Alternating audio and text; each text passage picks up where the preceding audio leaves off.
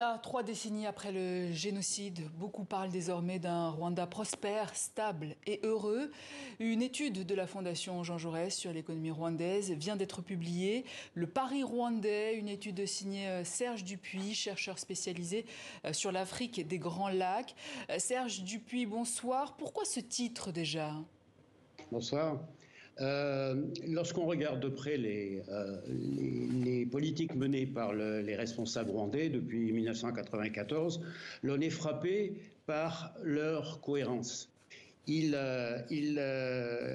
ont engagé un pari, d'où le titre de l'étude, dont les termes sont les suivants. Nous allons édifier sur les ruines laissé par le génocide rwandais, un Rwanda, comme vous le disiez, stable, prospère et heureux, et cela au moyen de deux piliers.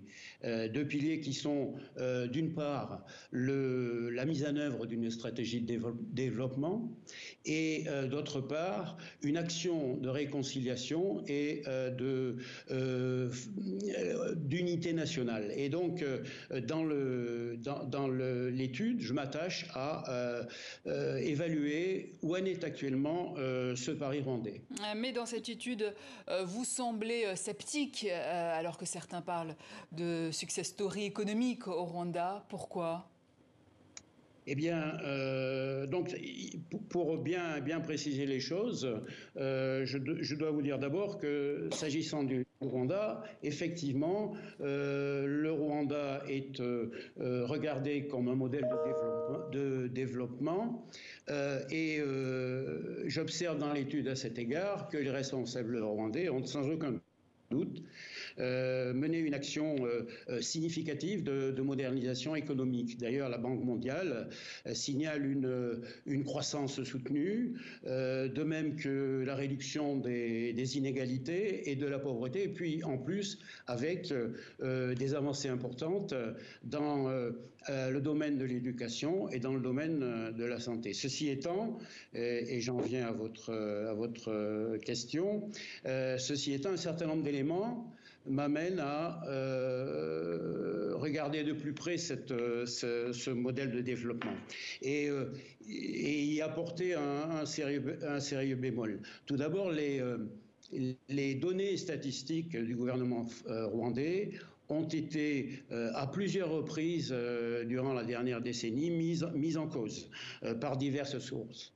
Et de fait, il faut bien se rendre compte que le Rwanda, tout en étant un des premiers bénéficiaires mondiaux de l'aide publique au développement, est un des pays qui demeure encore aujourd'hui un des pays les plus pauvres du monde. 50% de la population, je dis bien 50%, vivent en dessous du seuil de pauvreté. Et 60% de la population, 60%, se trouve dans une situation d'insécurité alimentaire. Mais est-ce que ça veut dire que vous remettez en doute certaines des statistiques officielles ? Oui, enfin, je les mets en doute parce que des experts, même y compris des experts de la Banque mondiale, les ont mis en doute. Ce qui est important de comprendre, c'est que les caractéristiques de la croissance rwandaise la rendent insuffisamment favorable aux pauvres. C'est une croissance qui concerne avant tout les couches supérieures de la société, les couches urbaines en particulier.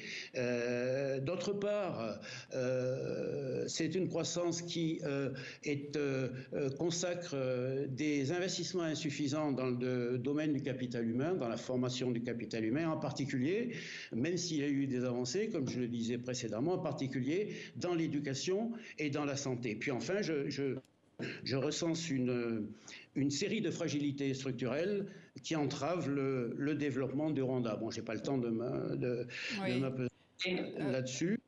Vous parlez également d'un modèle oppressif. Est-ce que vous pouvez nous en dire plus ? Il nous reste 1 minute. Hein. 1 minute ? En 1 minute, s'il vous plaît. Bon, effectivement, ce que je peux dire, c'est que les dirigeants rwandais ont trouvé une solution pour que la réalité soit dissimulée. Il s'agit d'investissements dans des projets, des grands projets modernistes qui peuvent être vus et qui sont visibles et peuvent être vus. Et ça dissimule le fait que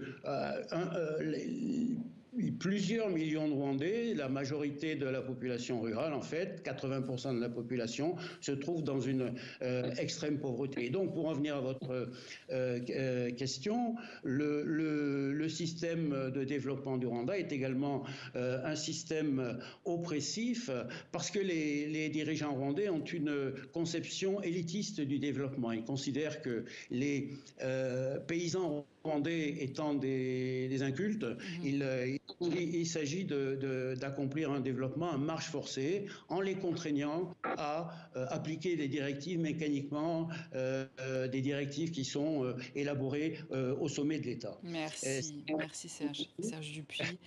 Je rappelle que vous êtes chercheur spécialisé sur l'Afrique des Grands Lacs, auteur d'une étude de la Fondation Jean Jaurès, Le Paris rwandais.